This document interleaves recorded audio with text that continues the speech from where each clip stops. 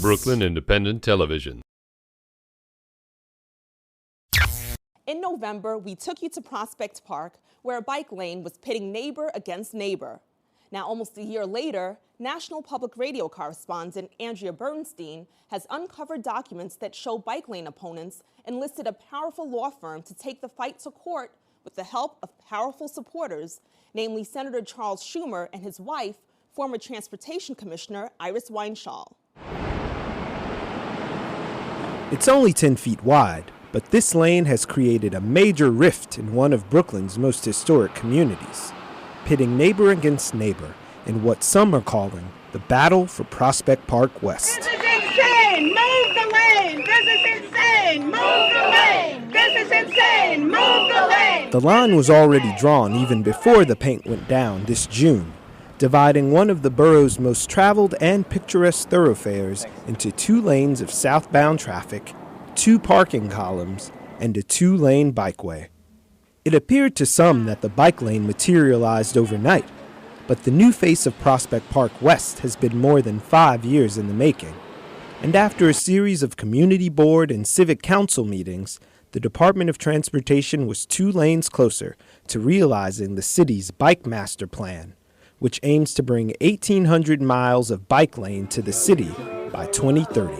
That's welcome news to Eric McClure, who organized the counter-protest in support of the bike lane. The larger community, Prospect Park West residents, pedestrians, cyclists, dog walkers, all have really embraced the safer Prospect Park West.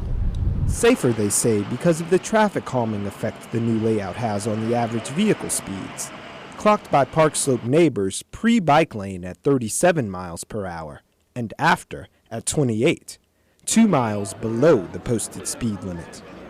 But where some see traffic calming, others see traffic jams. It's true that traffic has slowed, but it's slowed to a halt. I mean, is that what you want to do? I thought the Department of Transportation was supposed to expedite the movement of traffic throughout the city. This has absolutely brought it to a grinding halt many great parts of the day. On this day, the traffic jam was in the bike lane as hundreds of cyclists took to the street. I usually don't come to these kind of things, but this is just so ludicrous. I had to come out for this. It's ridiculous that a small group is causing such a fuss over such a great piece of infrastructure. By some reports, bike lane supporters outnumbered the opposition 6-1. The sizable turnout may be a response to another bike lane battle in Williamsburg, where cycling advocates took matters into their own hands after Bedford Avenue was scrubbed of its bike lane after the Hasidic community raised safety concerns, something today's demonstrators hope to avoid completely. I encourage you all to, after you're done today, call the mayor, say thank you. Call Brad Lander, say thank you. Any chance you can, say thank you to the people that are making this happen because they need our support to keep doing it. So, one official bikers won't be thanking is Borough President Marty Markowitz, who's been a staunch critic of the Prospect Park redo. Now, I oppose it on Prospect Park West for a number of reasons.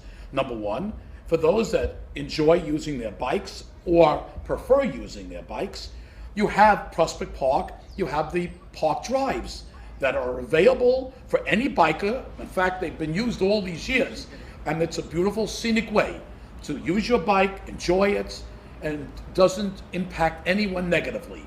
Prospect Park West is a magnificent thoroughfare. And what they've done by creating this 2-way bike lane, they have taken away the beauty and majesty of Prospect Park West. I think this big green stripe has made Prospect Park West more beautiful, especially when you see 6-year-old kids learning to ride a bike in it. Park Loop is used by a lot of recreational cyclists, people riding competitively, racing at a high speed. This is a much calmer place. It's being used principally by people who commute and people who are doing some recreation, running errands.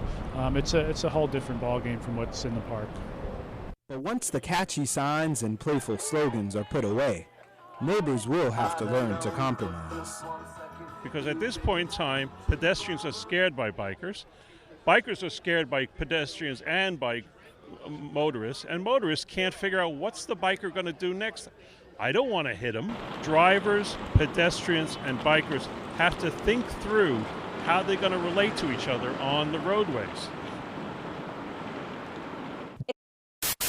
Become a fan on Facebook, like Brooklyn Independent Television.